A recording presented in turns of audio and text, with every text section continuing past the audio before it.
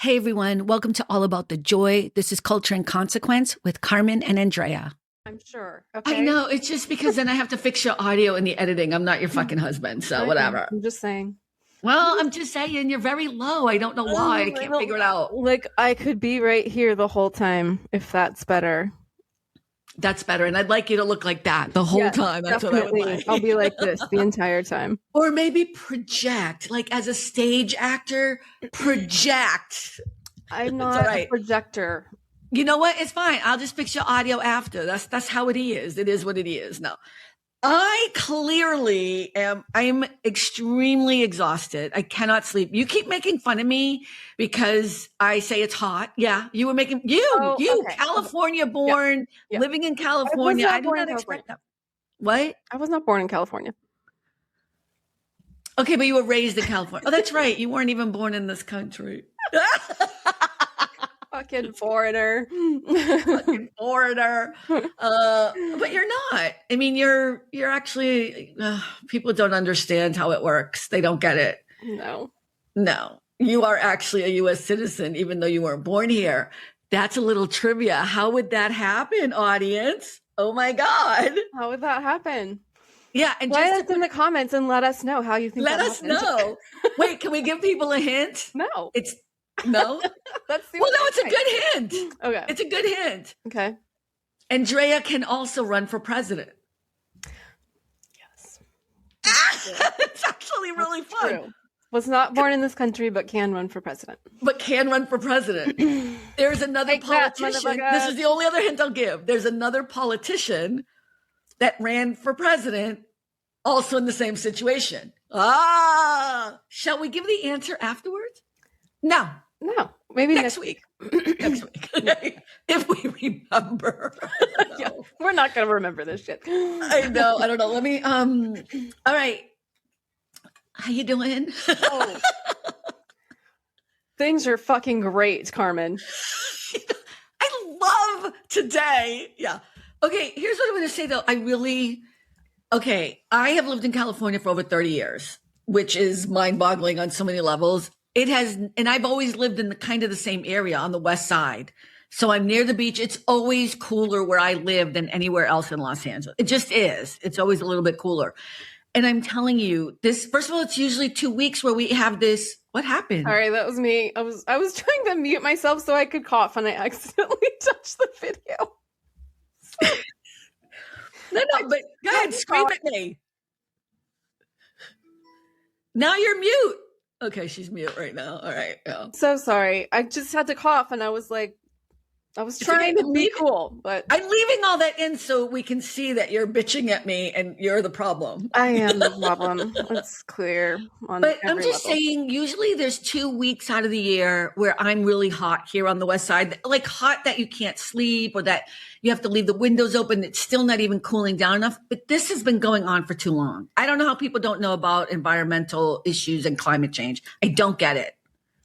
Well, it's been particularly humid here also. Yes. Which is not okay. Not okay. We don't do humid over here. It's a dry heat, and that's the way we like it. Yes. And that's not been what's happening. Yes. Like it actually rained here yesterday. Like hot summer rain. It was unbelievable. I was actually in Hollywood at my client's home, and as we were leaving, there was like a downpour of rain, and we're like, "What?" The sun was shining. That was kind of cool, and yet not. I mean, but it lasted like 5 minutes. It was very like East Coast vibes. I was like, okay, are we gonna get lightning bugs now too? Like, what's happening? But overall, yeah, don't like it. I will say though, like.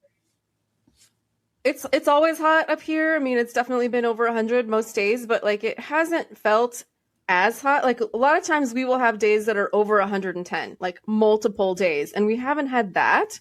Yeah. We've had like 100 degrees and humid, which fuck that. I'm just looking. I'm sorry. I'm going to delete this part. I just am looking at the settings here for your sound because I'm wondering if it's on my end. I have all these options. Ooh, wouldn't that be funny? Yeah, it would be kind of funny, but I'm going to delete this part. That's what I'm just saying. Okay. No, it says you're on your Yeti stereo microphone. Yeah. Okay. I can't change anything. Mean anything? No, it's okay. I don't. I don't understand, but here's the thing. It's okay. It's just, I have you all the way up and I can barely hear you. And it just makes it straining. What if I do that? Does that make a difference? What did you just do? I turned one of the fucking knobs like I asked. Do you not know how to read directions or anything? Like, is it, I didn't read the directions. I just there you go. We're fine now. Oh my God. I can hear you. I've asked you multiple times. Should I don't turn have one of your the knob? mic. I don't have your mic. Oh, okay. I have a lesser mic than you do. That's my whole point. Okay. It's like I bought you a better mic. I don't have the mic you have. So I'm confused. So I've had my mic forever. Do you know what I mean? Okay. Did you just whisper on fucking purpose? I did whisper on purpose. I'm going to delete part of this and then leave the parts that make you look bad. You're such a bitch. It's, you know what? I'm having that kind of week. Everyone is pissed at me. So let's just bring it on. You know what? It's a bad time. Okay. Anyway, well, let's talk about other stuff. Okay. First, I wasn't going to talk about this, but I do want to point it out. So Donald Trump, like other presidents in the past have, right? There's always some type of assassination attempt or whatever. Donald Trump likes to act that he's the only one who's ever experienced such a thing. You know what I mean? Yeah. He's so weird. He's so stupid. It drives me insane. His ego is ridiculous. But anyways, look at the memes write themselves, right? Because he was hidden in some catering truck, something. Of course, the memes all over social media, I've been like dying because they've been kind of funny. They hid him, like he pretended to go into the plane. Well, he did go into the plane, and then he went off in the catering truck. And he only took certain people with him. He left other people behind, and he left all the press, which blessings, like blessings. I mean, not about the press, but like fucking, what's his name? That asshole. I can't stand him. Miller. Stephen Miller was left behind. Oh, no way. Really? Okay. Yeah, I was like, that's fucking funny. That's awesome. But the press. Anyway, here's what I want to say. All presidents, all leaders of countries, by the way, are threatened all the time, right? And that's why we have Secret Service, and that's why we do our due diligence and blah, blah, blah. The difference with this situation is how he lied to the press. I know what you're laughing. How do people not realize he's a horrible person? I don't get it. I don't know if you had any feelings about that. It's another piece of evidence. You know, there used to be this ability that you would be able to tell the press things because they're on the plane with him. They follow him to give us information in the country of what's going on whenever he's traveling or whatever. So it's the press pool that travels with him. And so they had a real threat. And that's what Secret Service does. They protect the president above all else. And I guess when you take a job with the president, any president, you know that you're not going to be worried about at all. And they diverted the plane, right? They used them as like, what is the word? I don't know what the right word is. Decoy. They used the presidential plane as a decoy while he turned around and was in another plane, right? To get back. But when they landed, the press had questions and he kind of just denied it or whatever. And he never told them what was going on.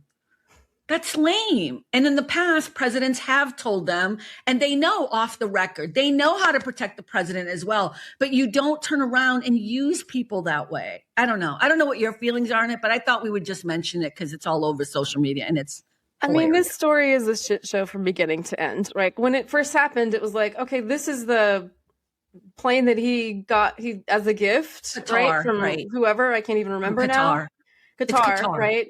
And then taxpayer money was spent to, trick it all out, but not enough apparently because it wasn't secure. So he left everybody on that plane, snuck out with the fucking burgers and fries and went on another plane, left them with the credible threat essentially against, with his closest advisors who didn't include people like his Secretary of State and, the little Nazi.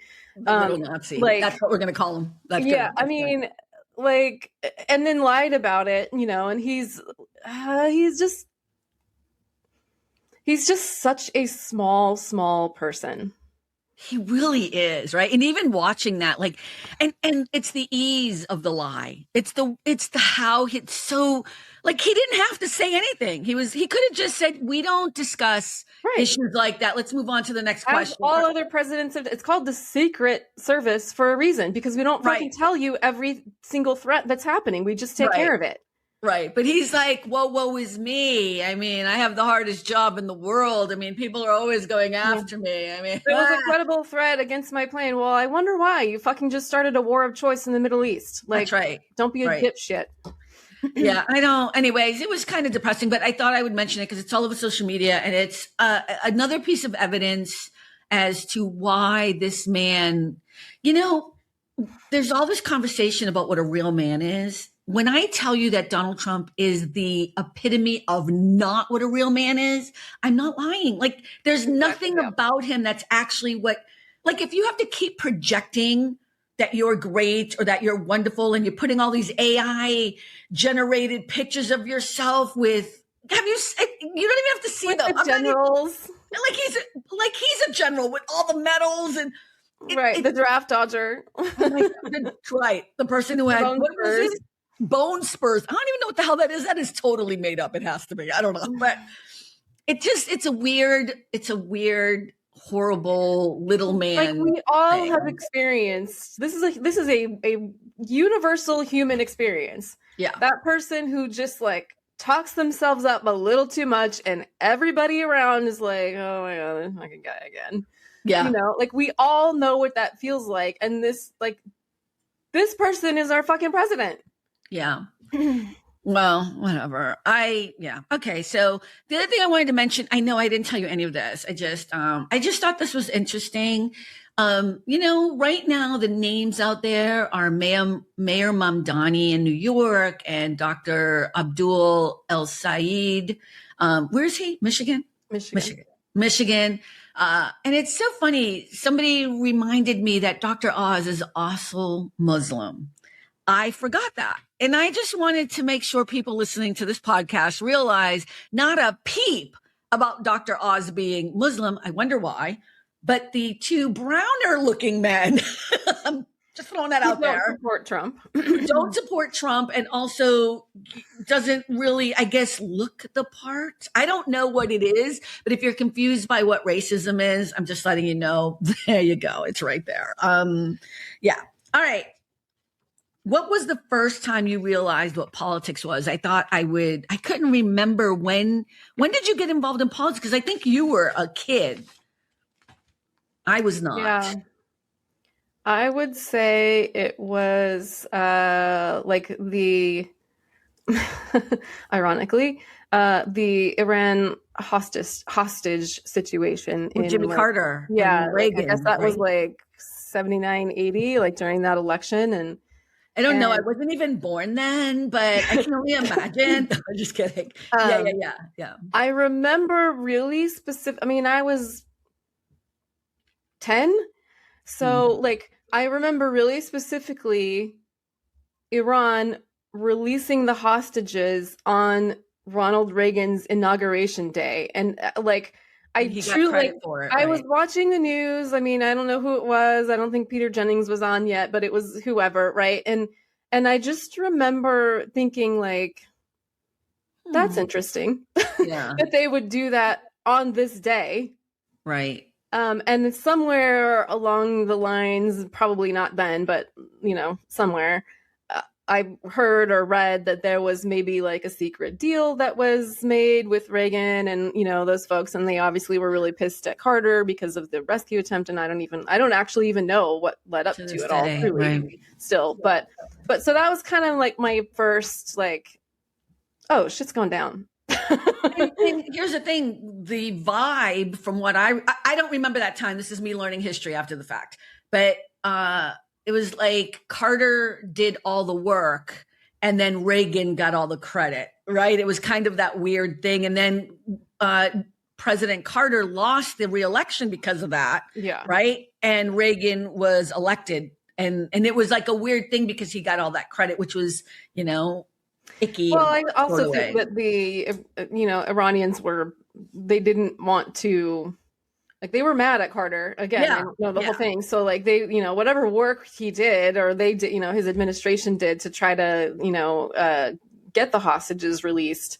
I don't, it was kind of similar. People were comparing it to what the Iranians said just earlier this week, where they're like, Right. we're just not They even don't going to want talk to him Trump. anymore. We'll check in Right. with us in 28.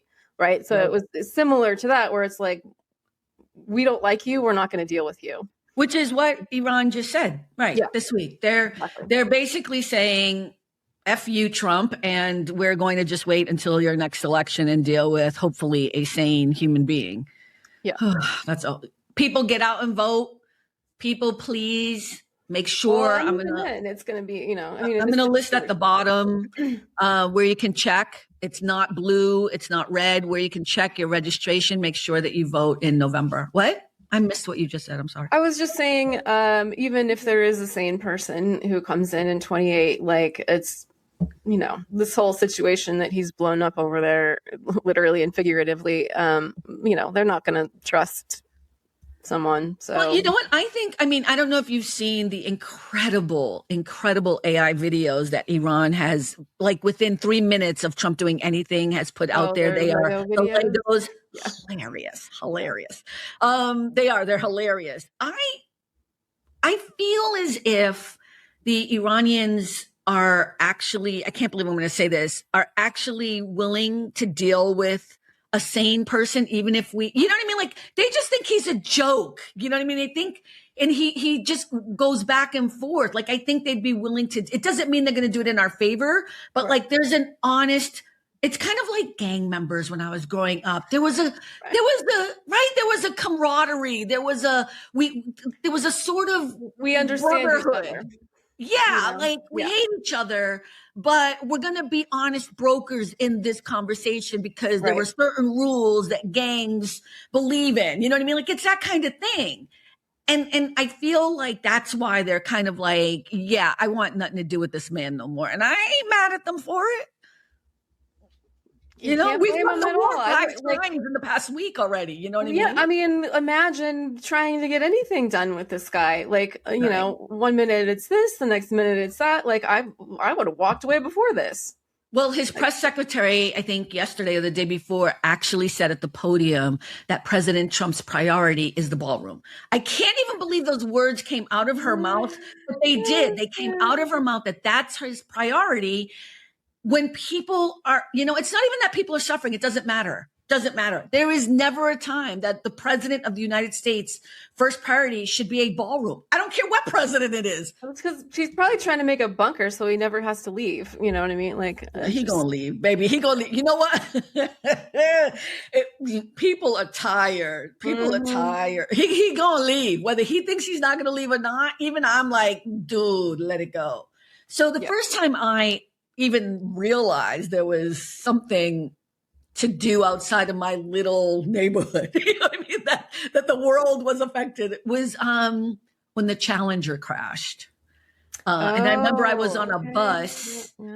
I was on a bus going to downtown, and the bus driver stopped because they had the radio on or whatever. And we all got out because we were shocked. And I remember looking up, like you couldn't see anything. You know what I mean? You're like, where are they? But it was because it was such a big deal. And so I remember the bus driver had the radio on and stopped the bus, and everybody kind of got out, and it was a weird moment of like shock. And I was like, because I knew about it, but I didn't understand it. And I think Reagan had come out and said, of course, you know what I mean? But I don't know if it was that moment. But then I remember being all up in it, like, and who was this guy or whatever? And I don't know when that was. I forget, but I'm sure it was later. I remember exactly when it was because it was on my brother's birthday. It was January 28th, 1986. Yeah. So much later than you. Yeah. So, but that's when I first started understanding. And the weird thing is after that is when I learned about trickle-down economics. And I was like, you know what? That sounds interesting. Trickle-down economics. That sounds so good. And for those people who don't know what it is, the basic idea is if you give me all the money, I will then give it to everyone else. Me as an already wealthy person. Right.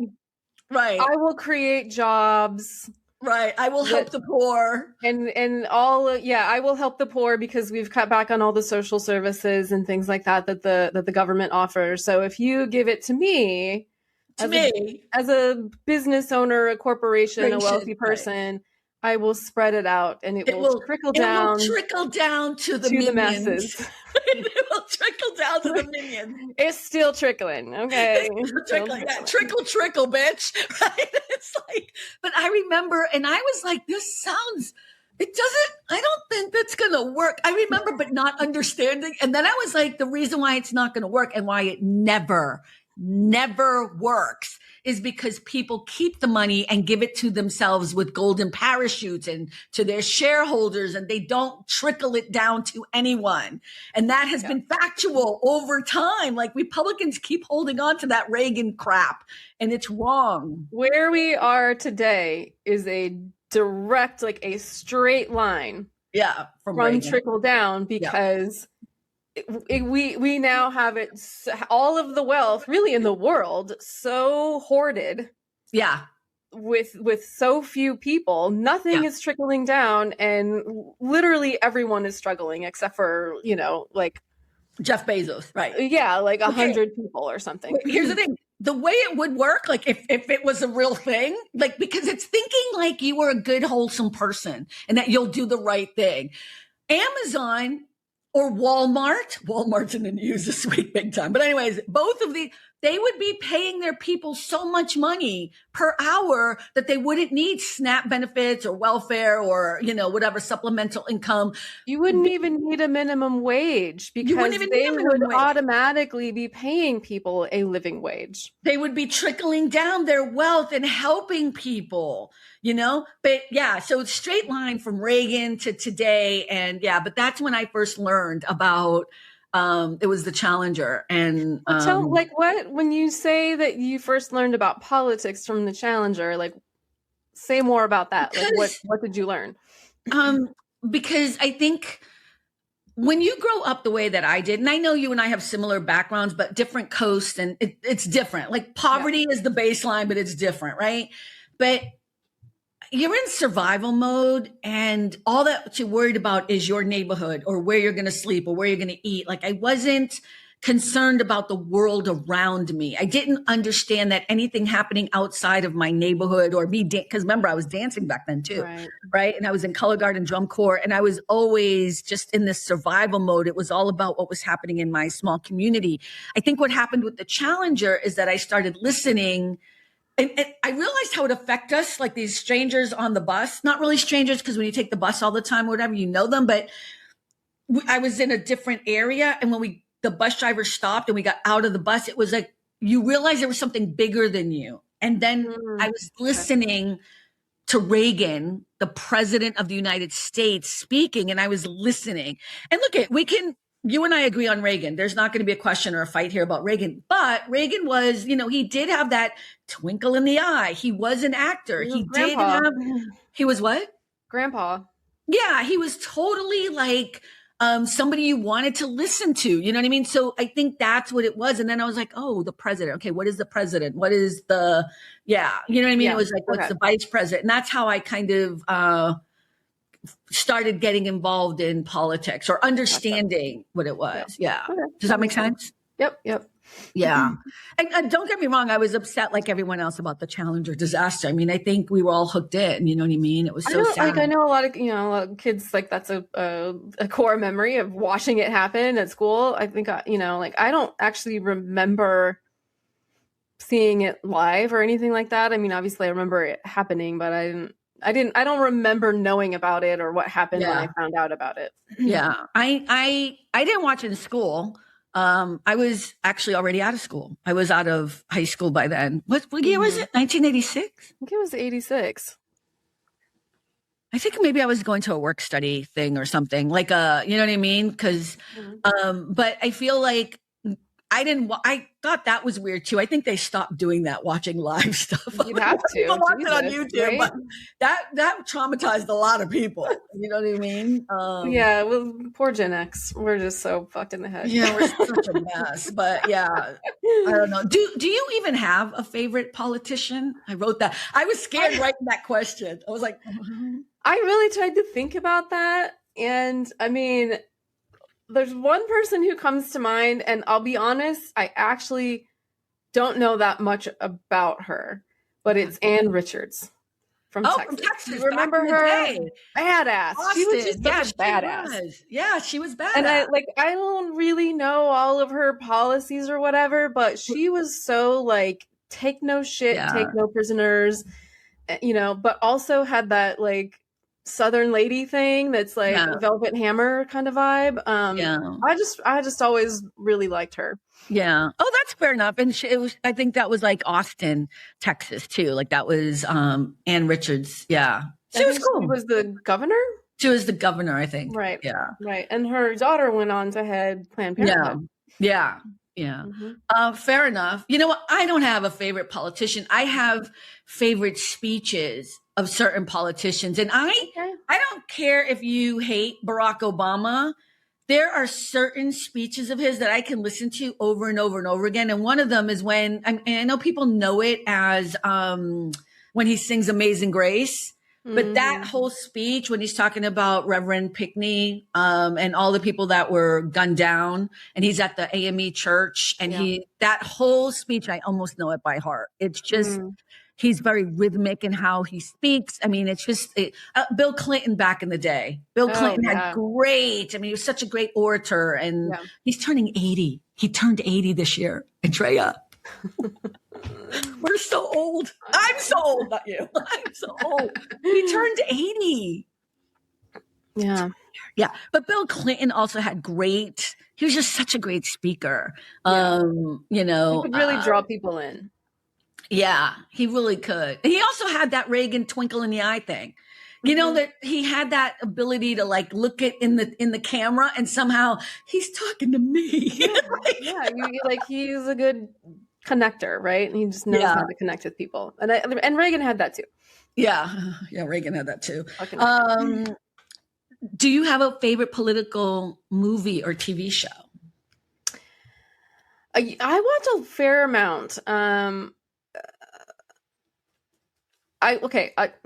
A comfort show of mine is Madam Secretary. Did you ever watch that show? Yeah, I did. Not my favorite, but what's her name? She was married to David Duchovny. Yeah, Téa Leoni. Yeah, Téa Leoni. Not one of my favorite people, but I did watch it. I did watch it like one season or something. I love that show. I don't know why, really. I don't know why either. There are like parts of it that are super annoying. Like she's just like a little too good all the time. That kind of a thing. But I don't know. It's so like, I just want to like hang out with the McCords right now. That's so funny. The McCords. So that's one that I like. And I felt like it did give some interesting insight into like the inner workings of, how how the sausage is made to a certain extent. Right. But is there romance in that? I forget why I got turned off by it. Well, I mean, it's a married couple and, and then there's like some things happening with their kids and whatever. So there's some of that. Another one that I really like is, I haven't seen this in a really long time, but I remember really enjoying it. That movie, Dave, with Kevin Kline. It's such a great movie. It's so fun. Is it Sigourney Weaver? I think so. I think it's Sigourney Weaver in that film, right? Where he looks like the president or something. Yeah, like the president is comatose, like Mitch McConnell or whatever. And he's a lookalike, and so they put him in there, as the president. Like it's kind of interesting and fun and quirky fun. Yeah. This is my time to plug, as always, The American President. Well, because that's a good one too. That's a good one. It's a good rom-com. Yeah. That's Aaron Sorkin. I know. I'm sorry.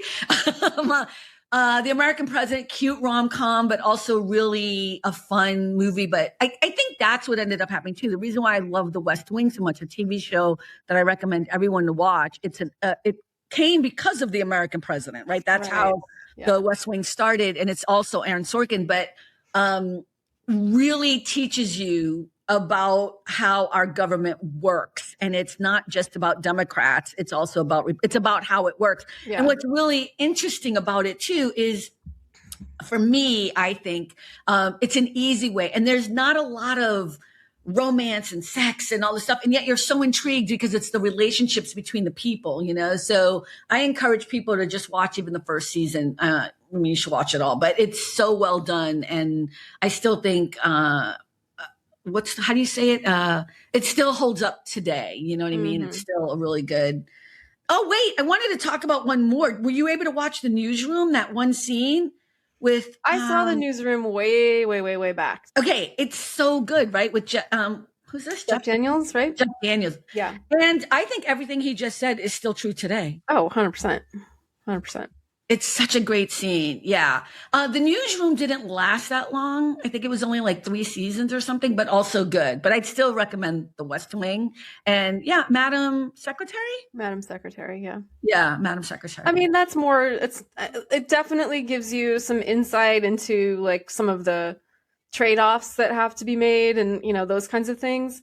But it's like, it's more, right? It's about that. It's more like a little bit soapy. Yeah.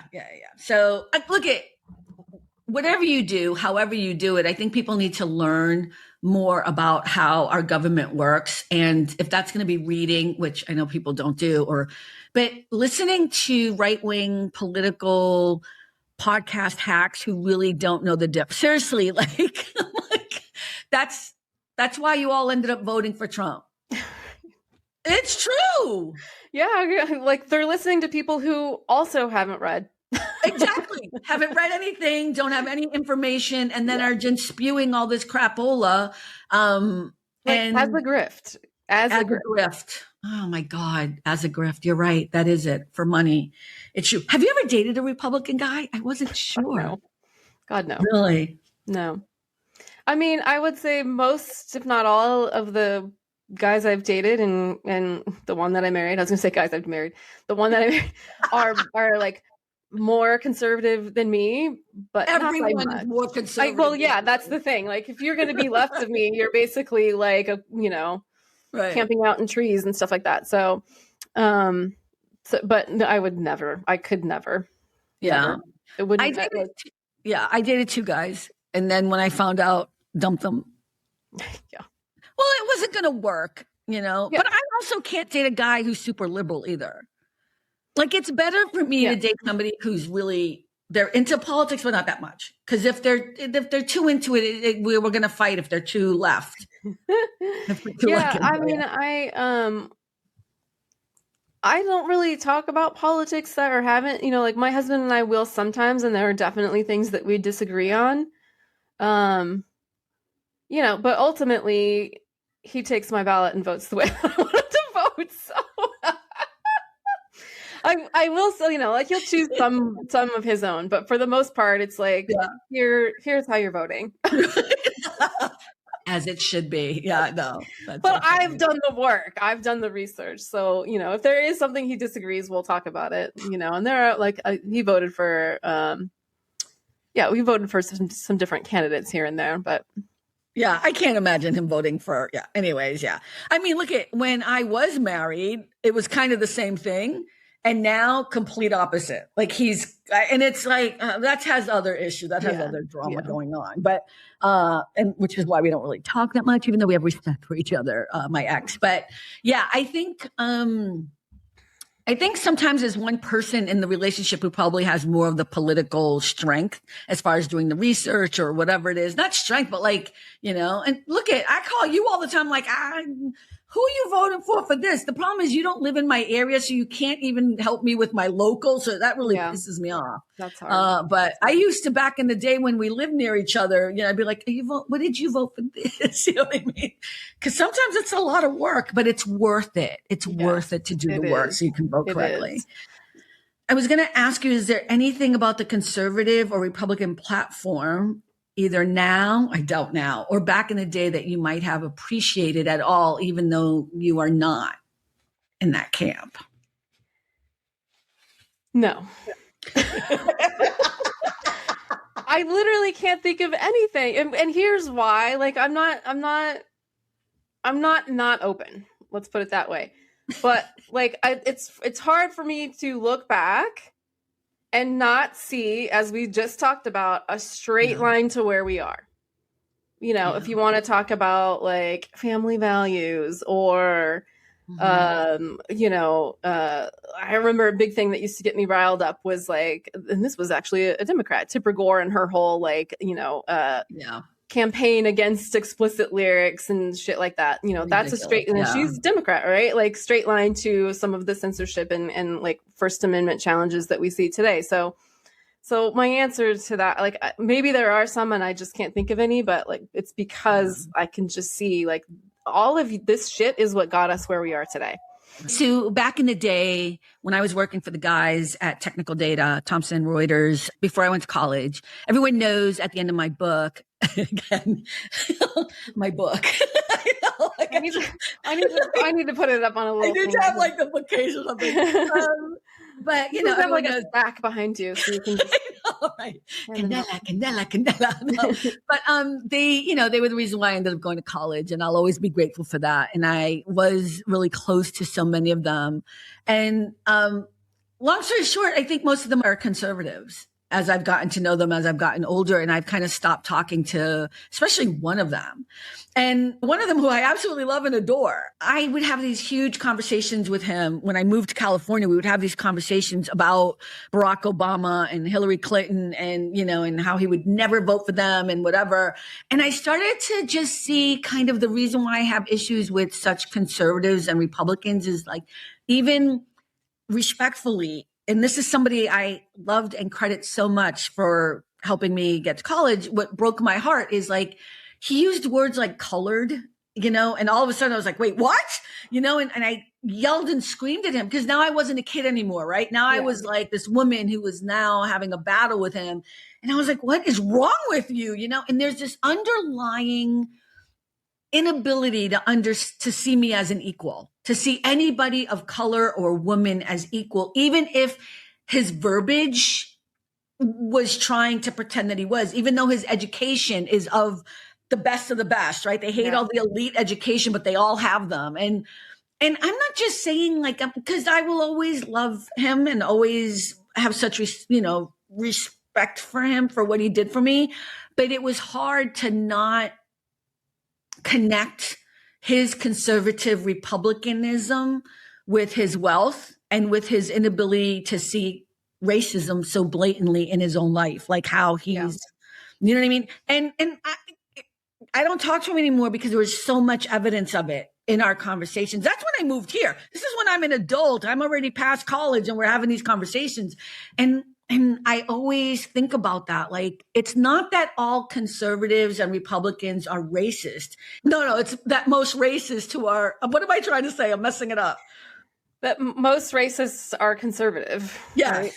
Right. Like so they the fall in that spectrum, right? They fall in that spectrum and they may not realize it, but I was shooketh by that. There was a time in my life, and there still is a time where I can understand the ideals of what used to be the Republican Party, what their thought process is, right? The idea of not having so much government in your business, right? That used to be their thing. And somehow they're all up in our business now. That's all they do.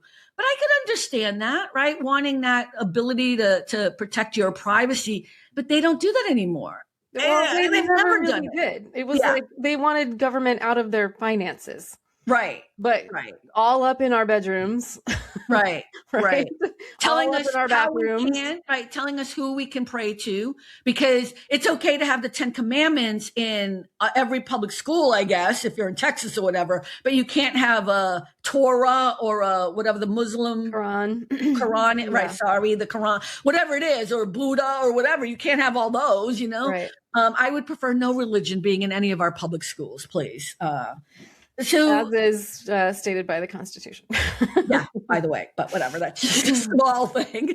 But yeah, like it kind of bums me out because I think there are some things that might, like in the big scheme of things, make sense, but it was never truthfully honored. It was never truthfully, you know what I mean? It's kind of a sad thing. Yeah. I would never date. I know you're married, but I'm just saying I could never date somebody who is Trump supporter, wouldn't even We don't even have to have that conversation. But anybody who's a Republican or a conservative, it would just be, there's no way we would have It just nothing says in something common. about your character that is in total opposition to what I'm about. To me, at this point, certainly, but even, years ago, if you're a Republican, here's what I think. You don't care about other people. You don't want to contribute to a functioning society. You're probably racist or bigoted in some way. And honestly, like you just are kind of an asshole. I mean, that's that's been my experience of people like that. But I think there are people like I think of Nicole Wallace, right? She was the right-hand person, press secretary or she wasn't the press secretary. I don't know what she did for Bush, but she's out of the Republican Party big time. You know what I mean? She has been, and she uses her platform on MSNBC or whatever it's called now to talk against, and she always has, But I think that's what I'm talking about. There was a time when even if I disagreed with your stance on pro-life and pro-choice, you know what I mean? I'm pro-choice. Don't want to make any confusion. But if I disagreed with you because you're pro-life, we could have that conversation.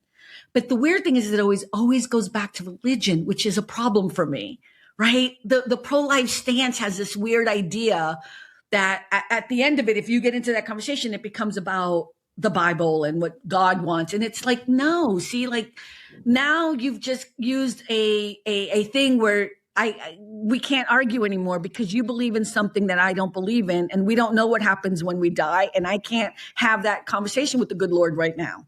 I can't fight with you whether or not it's a person or a fetus. I believe it's a fetus. If it can't live outside my body, it does not make it as a human.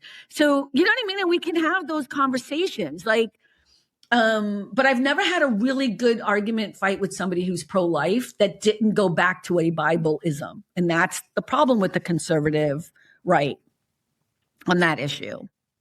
Yeah, I agree. Well, and that's another thing. Like they use religion, Christianity specifically, they weaponize it. Yeah, they weaponize faith. So weird. What do you think is the greatest reason our country is a mess right now? Besides Trump and his minions. You're going to hate my answer, but I'm going to say social media. I thought you were going to say racism. I was like, she's going to say racism again. No, I mean, that's the first thing I thought of. I don't hate your answer of social media. It's the first thing I thought of, but I do think that there's just something about the vibe of it all that's like, the rage bait and the like, okay, I have to share my opinion about this thing. And, those kinds of things that I think has been really detrimental over the last 20 years ish. Look I just had a conversation with somebody on their comment section. They wrote a whole thing. YouTube, this is a great example. YouTube has just changed their algorithm, or they've changed the requirements for you to be able to, commercialize your success on YouTube. So like, I don't even know what it is because I don't have that many followers at the moment, but the followers we have are genuine, right? We have about, I think 230 or something followers on YouTube. And, it doesn't matter what we post. We can't seem to get into the hook of the algorithm so that more people can see us. Okay. But there are a lot of creators out there who are just completely using AI. They have thousands and thousands and millions of views, thousands of subscribers. And YouTube says that they're going against that. They don't want that. And yet they've just changed it. So like if you had to have, and I don't know what the numbers are because I get all confused, but let's say you had to have 1,000 subscribers. Like now you have to have like, I don't know, 5,000 subscribers, whatever it is. And you have to have a certain amount of hours to even qualify. And they've doubled everything. And so people are upset about it, right? My thing is YouTube is free. They don't charge us to be on the platform. So you can't get upset about it because you're the commodity right now, right? You posting on their software or whatever is for free. So they're going to do whatever they want. But what I can't stand, and this is kind of what you're talking about in a roundabout way, what I can't stand is that they're pretending, and I'm talking to you, YouTube, they're pretending that they care about the little content creators, that they care. No, the algorithm keeps shifting everything to the car crashes, to the AI, to wherever people are continuously watching, right? And they're going to watch whatever you give them, right? There's this great, I can't believe I wasn't prepared to do this, but now I'm going to do it. If you don't mind, give me a second. There's this great line in The American President, the movie The American President, right? Louis Rothschild, which is played by Michael J. Fox. He says to the president, people want leadership, Mr. President. And in the absence of genuine leadership, they'll listen to anyone who steps up to the microphone. They want leadership. They're so thirsty for it. They'll crawl through the desert toward a mirage. And when they get there, they'll drink the sand. And then President Andrew Shepard, who's played by Michael Douglas, says they don't drink the sand because they're thirsty. They drink the sand because they don't know the difference. And that's the problem with like something like YouTube or any of the other social media is they have all this power to help kind of push along what the conversation can be. But what they do is we want clickability. We want profit. So if Carmen and Andrea can fight and scream and yell and blah, blah, blah, they'll get more views. But if they're just talking intelligently and giving facts and having a conversation, we're not going to push that as much. Yeah. So that's when you talk about it like that, I agree with you. Social media is horrible because the people that own social media are not being responsible people and helping create a better society. When you hear me talk about that, I think social media is great is because I don't blame the technology for what it has been used for. I can see the good in how it connects people that would never have been connected. I see the forest. Right? I'm not looking at the little trees. And it's just a shame. It's like everything else in our country, or in our world, fucking everything is petty, petty, petty about money and profit instead of about quality. You can make money with quality and you can help people, I'm sorry. I went on a little bit of a tirade, but you see what I'm saying though, right? Yeah, I don't disagree with you. Yeah. So again, you and I disagree, but we really don't, because when we get down to the depth of things, I think we're on the same page. Like the death penalty last week when we kind of had that moment, right? But you know what I'm saying, right? Yeah. Yeah. All right. Well, I do want to mention a couple things before we jump off, though. I did an amazing interview with Steven Seidenberg, and it's about art, and it's in the private lounge. We did it this past weekend, and I'm getting a lot of feedback on it. And it's really great. It's high art, right? High art. And actually, the more I've watched it a few times now. I mean, I edited it, but then I watched it a few times because I was shocked by some of the feedback we're getting. What I realize about high art, it's just art you don't understand. You know what I mean? Like, that's all it is.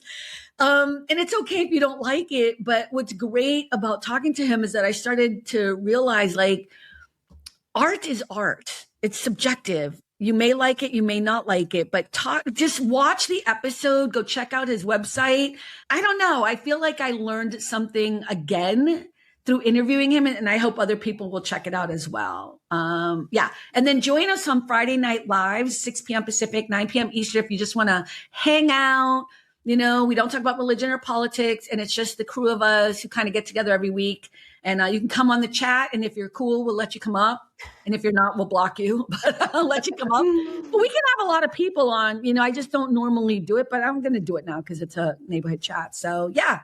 Thank you, everyone. Andrea, thank you so much. Thank you. Good to see you. And remember, everyone, at the end of the day, it really is all about the joy. Bye, everyone. Bye. Bye. Thanks for stopping by All About the Joy. Be better and stay beautiful, folks. Have a sweet day.